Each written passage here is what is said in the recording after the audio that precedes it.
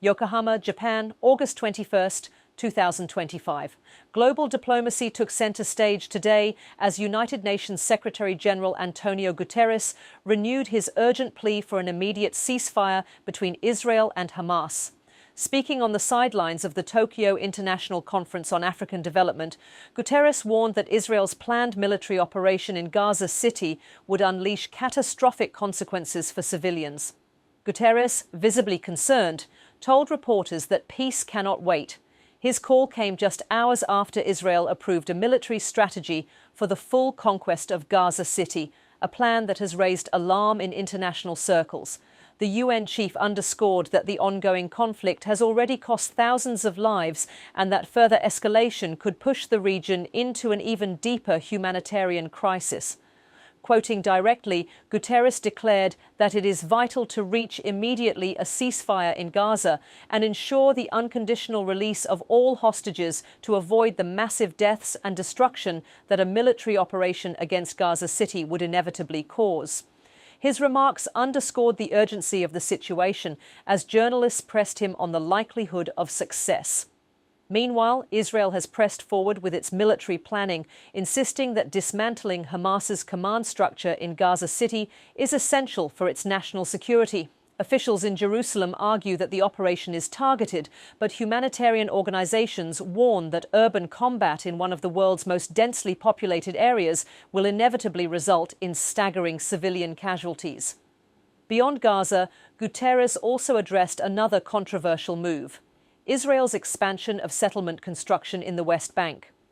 He cautioned that such actions not only undermine peace prospects but also violate international law. He stated plainly that Israel's decision to expand illegal settlement construction, which would divide the West Bank, must be reversed. All settlement construction, he said, is a violation of international law.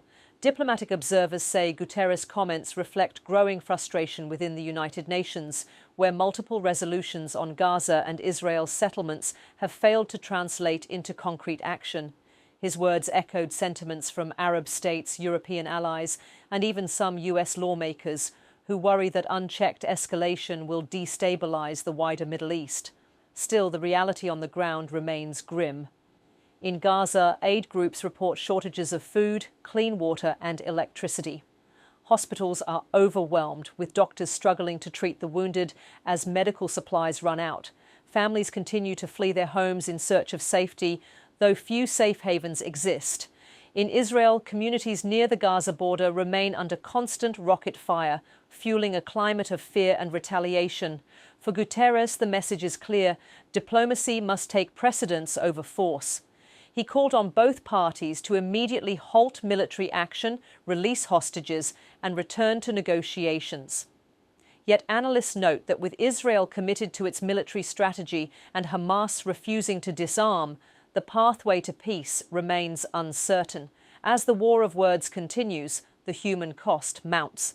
From the streets of Gaza to the corridors of the UN, the struggle over ceasefire and settlement policies defines one of the most volatile conflicts of our time.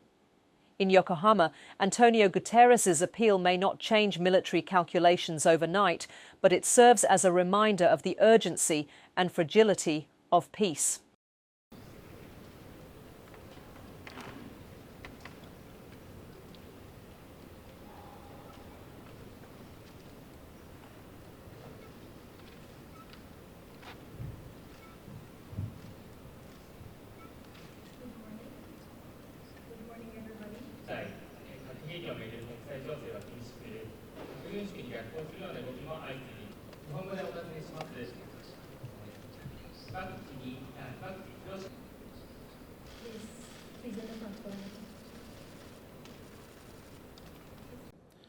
And talking about peace, I must reiterate that it is vital to reach immediately a ceasefire in Gaza and the unconditional release of all hostages, and to avoid the massive deaths and destruction that a military operation against Gaza City would inevitably cause.